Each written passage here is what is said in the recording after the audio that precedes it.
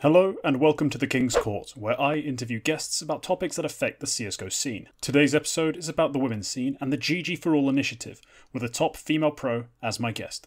Please enjoy. Joining me today is aNA. So aNA, say hi, introduce yourself to the viewers. Hey, my name is aNA Dumbrava. I'm 22 years old. I come from Romania and I'm the main opper for Team Nigma Galaxy. Yeah, and also, quite humble of you not to mention, number 3 female player in the world, I believe, last year, according to femalecs.com. It's quite a nice achievement. Thank you very much. I found out as well a couple of days ago from the female CSGO group that they put me on the first spot. I'm very happy about it, but I'm still trying to reach for my goal to be number 1. Maybe this year is gonna come true. Yeah, maybe with the return of the international competitions, maybe you get to play those Brazilian teams and really show off, EU still number 1, but for now, number 3, still great achievement. I was really surprised when I saw that. I saw they did a list. I was like, oh, they did a list. Who's number 3? Oh, impressive. That's pretty cool. Thank you. So the reason I want to have a chat with you specifically is because the last 18 months is how I've phrased it in my own notes, but it's more like 2 years now that we've been with this, has been kind of the COVID or online era and how that's affected the women's scene in general. But then I want to get more specific to stuff that's happened more recently in the last 3 to 4 months towards the end of this sort of period where we've had this GGForAll come in and we've had the incidents that have happened since that have blown up social media. But I'm just going to start at the beginning. So the online era, it felt to certain observers that it kind of killed female CS, almost dead in the water. How was that like as a player in the scene? Like, did you notice an immediate drop off? Was it just slowly, or how was it for you? For me personally, I felt it from the start, like year by year. I felt that the community of female in CSGO was drowning. I mean, it was drowning actually. More players started to stop and try to do something else in their personal life. Like you said, in the last couple of 2 years, when the pandemic started, we had a problem with the consistency of the tournaments. We stopped having a lot of tournaments, a lot of investments, the lack of players. That was the major key in our biggest problem, if we say it like that. Mm-hmm. So for example, the last year, if I can say it, it was the worst for us because we lost the majority of players, and the numbers are it's like a factor into the esports scene.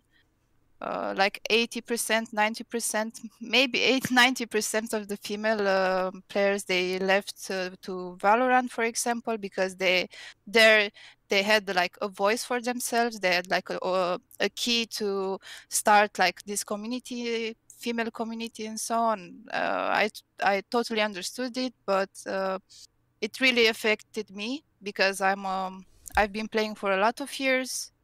I invested a lot of hours, a lot of work. I sacrificed for it, and it's something that you don't want to see in in your future, in your present time of working. Yeah, that must have been quite rough because I didn't realize quite how long you'd been in the scene until I started doing a bit of research, I think about a month ago, and I saw you've been in teams since 2015. Like, you started quite young, especially by, I think, a lot of women's teams. They tend to start, not necessarily older, but a lot of them get into gaming a little later. How did you get into that so young? To be honest, I never thought about the idea of being working in this industry. I never thought that I will be here playing competitively CSGO. My dream was something else before. My dream was to be a professional football player, but despite of my personal problem, I stopped. I got into the 1.6. I played 1.6 when I was younger, and after I found out about the CSGO community, and for the fact, I found it through the female tournaments. My first tournament, it was SWC in Paris, if I remember well. And I was only 16 years old, but I met this full community of female players. I went there and I saw like this amazing dream of mine to play there, to compete against the best players, and yeah, it was fantastic. I started to love the community. I started to put like all my all my love into it, and that's how I started, at least. Okay, yeah, that's quite a story. That's quite a start as well, to have begun at ESWC of all the events, especially one in Paris. It must have been quite an epic moment for you, because I've seen footage from older ESWCs and those sorts of events held in France. They seem to be really like passionately, like well put together events, like great fans. So that must have been something else, like really inspirational. But that kind of adds to this idea, like during this rut for female CS, during this this downturn, especially in the last year, did you ever consider the switch to Valorant? This time, like the last year, for The example, last year, or roughly, yeah. at the beginning, no, I never considered switching to the game, because I loved and I still love CSGO. I put too much hours in it, and I always enjoy playing it. I play it every day, even when we are free. We have like 3 days from the pracs. Just at the end of it, because we had no scene, like the scene was completely dead. We didn't have, like, we had the last tournament, it was like in September, October, Yeah, the roughly. underdog leagues and the Lucifer League, and we barely got like 5-6 teams to play in. Just imagine like 5-6 teams to compete into a league. It's horrible to do, like, to play in this kind of situations, and seeing that all the players are leaving because they don't have a voice. Their voice disappeared throughout the years, and like, for example, you are trying to be in this huge community, the whole community, the pro scene, the academy teams, everything, but this community is trying in a non-direct way to kick you out. That's how I felt. I felt that the female community is drowning, and you don't have a voice anymore. You don't have anything, any opportunities. And like I said, I totally understood my old like enemies, my old friends from the CS:GO, why they switched. Yeah. Okay. Yeah. Well, see, it makes sense when you frame it like that. In terms of especially the lack of numbers, I didn't think it didn't hit me in quite that way. I knew there was some problems, but when I casted the Underdogs League and all that, I saw there was 8 teams, none of them really having orgs, so I thought that was more the problem. I didn't realize the lack of just volume of players was that startling, that bad. So that's an interesting perspective I haven't really thought of, actually. But so now that you haven't made that switch, you said you talked about it. We saw Vilga tweeted essentially saying after the Underdogs League, this might be it for us. We might be looking at Valorant.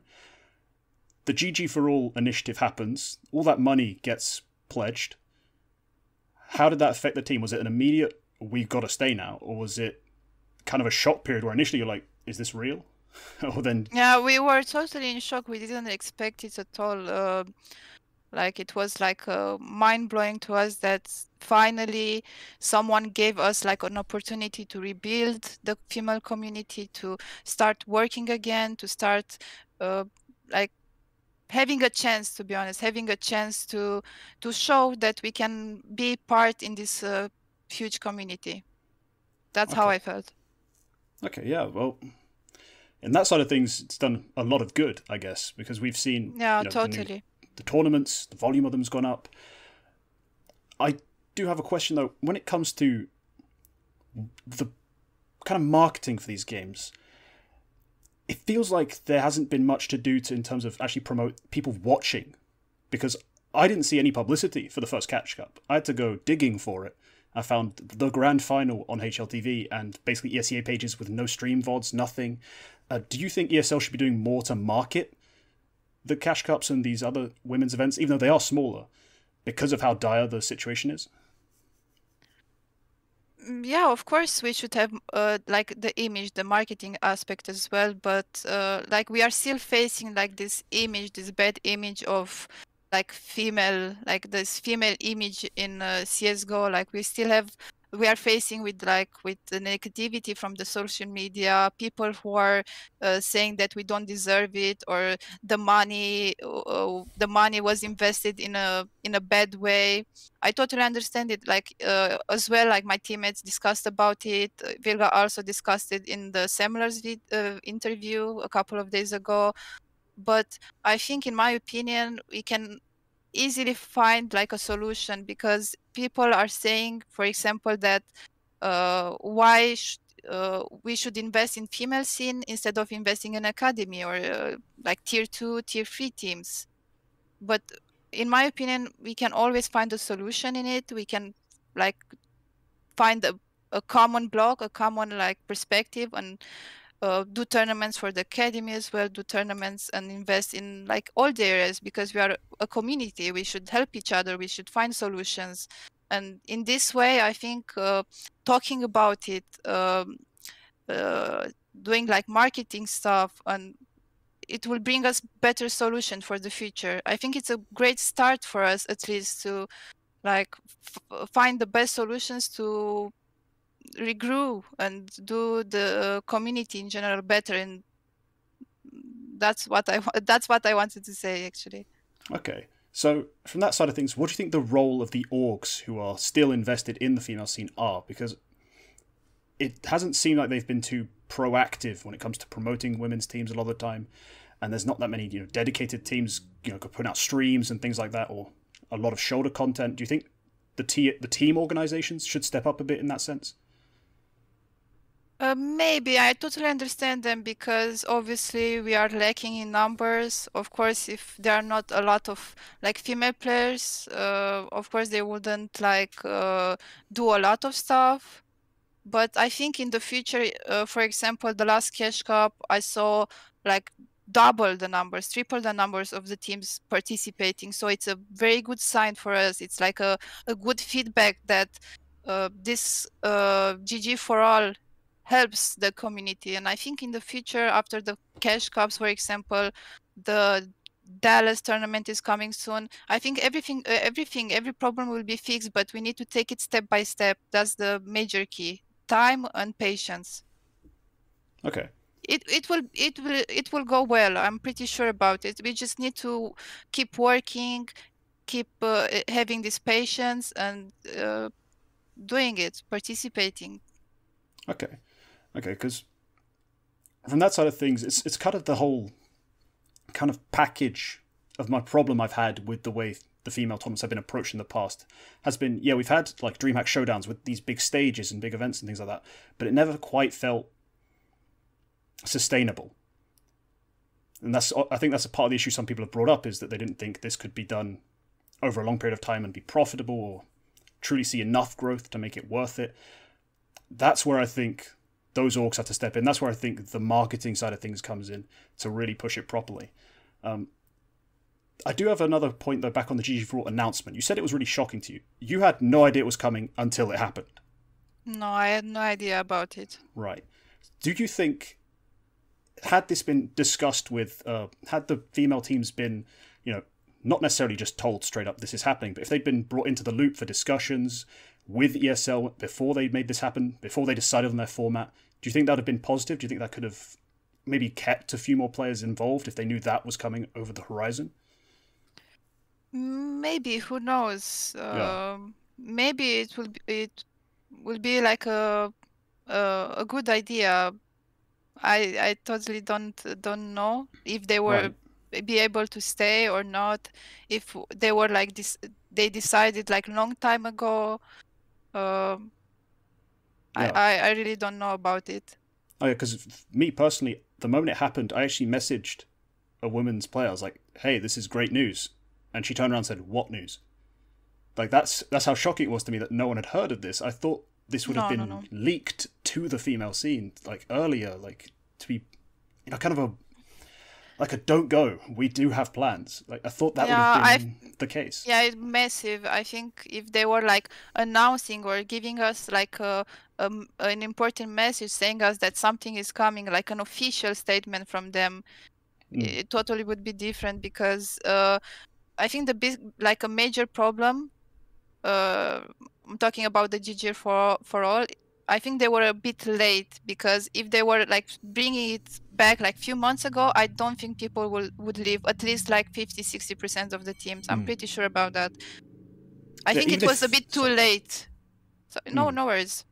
Yeah, so even if it wasn't necessarily the full like announcement, we start now, here's the money. Even if it was like, let's say March, April, they start talking about the initiative, they start talking about the investment that will come in 2022. I think that would have been massive in terms of keeping players invested in the game, because at some point it does become a question of the bottom line. I need to be able to make this work for myself or for the people I might support, because I know a lot of players do actually have families and other things to worry about. That hence making Valorant more appealing. So I think that was, yeah, pretty poorly handled in terms of the timing for all of this coming out. On that we had sorry for interrupting you. I just wanted to say that we had we always had this problem with the consistency, first of all, and with the timings, with the time. For example, you talked about the Valorant. It's a fresh game, it's a new game, and they are trying to make the good moves, the correct moves to build a community. First of all, you talked about the marketing aspect of view. For example, they're streaming on their main platforms. So it's an important thing. You bring more people to look into the games. Second of all, they're consistent with their tournaments, and they are giving to the female players a voice, like a starting career, like an important brick to build something out of it. So I think this is like the main difference, but in a crucial one to start something and build something over the years. We didn't have that at the beginning when the female community started few years ago, like a couple of years ago. So that was the problem, like one of the problems, if I can say like that. Yeah, sure.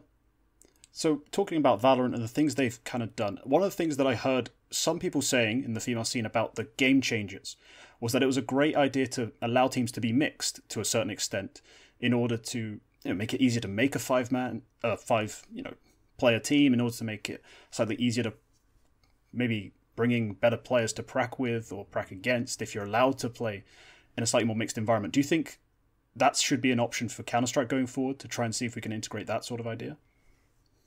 Of course, in the future, I totally agree with this aspect for making mixed teams.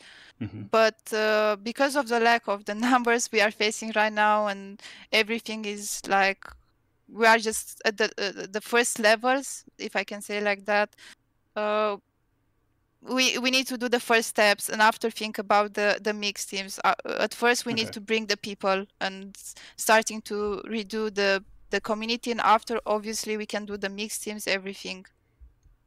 Okay, yeah, cool. I totally agree with it, but in time, not right now. I don't think that right now it's a good solution. All right, yeah, that's fair enough. I appreciate that sort of take on it, a bit more cautious in terms of rushing things, going straight to that sort of thing. Now, finally, this is the big news, kind of the big hoopla, so to say, that's been going on the last week or so. So ESL were acquired by the Savvy Gaming Group, who are a company backed by the Saudi government. What has been your initial reaction to this announcement? To be honest, the first time I heard about it, it was actually from you. I'm not the type of person of like staying in social media and getting all this type of information. I'm more like the type of finding out after 1 month when everybody already spoke about it, and I'm that person who is late and nobody cares about it. I'm that type of person. At the beginning, I wouldn't say I was shocked, but I was curious about it. That's the words I wanted to say. Curious about it. So I started to dig in this new information, and obviously, if you search through the media, you always find the negativity first, and after maybe some positive aspects. I always think that thinking the negative thoughts, it's not the good way to go, in my opinion, because you will never know what's gonna happen. You don't know their their plan, or who are them actually, what's the reason behind it. So I'm trying to stay positive. I think good things will come for the industry, for the community. I'm curious about their plan, to be honest. What's their main goal and for this year and the future years? So it does sound like overall the announcement really hasn't affected your take, your kind of perspective on the GGForAll in itself or ESL in general. It hasn't really been too influential, at least on your point of view. I mean, I'm worried because I don't know anything right now. What plans they have for us and for the male scene, but I'm trying to stay focused. Like my main goals right now, it's the tournaments, practicing, getting better at the game. So I'm not worrying about other things that might impact my emotional state and my mental state. I'm just trying to stay with my feet on the ground and playing for my team and be a better player. Okay. Well, that's fair enough in that sense, because external distractions have heavily impacted players in the past, so I'm sure it's something you'd like to keep out just from a competitive standpoint. Completely understand that sort of point of view. So this is something I want to just round out to get your sort of overall key points as to how we're supposed to be developing the women's scene. What are the keys to allowing the women's scene to develop in the future? I'm sure this is something we've already kind of touched on, but it's just kind of like a summary. So firstly, and the last of one, should be like the voice. I think every female player should have a voice of their own. And of course, the marketing aspect of view is very important for us. Okay, yeah, that makes a lot of sense, to be honest. And I think, long term, if we can keep those things consistent, we have a decent chance. I think we've seen female competition do absolutely fine in sports or in other disciplines where they've been allowed to be promoted and consistently put in front of people. They've actually come to enjoy it. I think my favorite example to turn to when people are doubtful about if we can make it work has always been the UFC or mixed martial arts, where female competition, they don't need to fight men to be as popular. We've seen it time and time again. The right people being promoted and the champions, when they're great, they're celebrated. You do that in the women's scene, I think we'll be fine. Just needs to be done over a long period of time and consistently. As you keep pointing out, consistency is one of those big keys. Yeah, I totally agree with you. Cool. Right, well, thank you for your time. Thanks everyone for watching. Leave your thoughts in the comments about the women's scene, how we bring it back, and the steps for the future. Leave a like if you enjoyed it, sub if you want to see more. And that's all for this one. Goodbye.